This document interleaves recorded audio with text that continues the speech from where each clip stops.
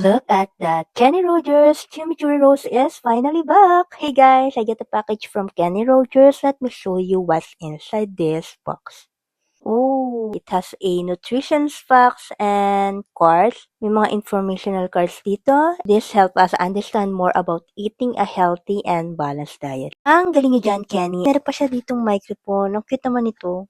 And ito na exciting part, yung food. Signature whole roasted chicken infused with garlic and citrus. They were served with chimichurri sauce. Grabe, ang sarap dito. Ang juicy ng chicken nila talaga. And partner mo pa ng chimichurri sauce ay grabe. And also, itry nyo din itong chimichurri steak nila. Ang sarap dito guys, ang tender. This is a tender strip-loin steak filled with chimichurri sauce for a wholesome, flavorful bite, healthy, hearty, and well-balanced.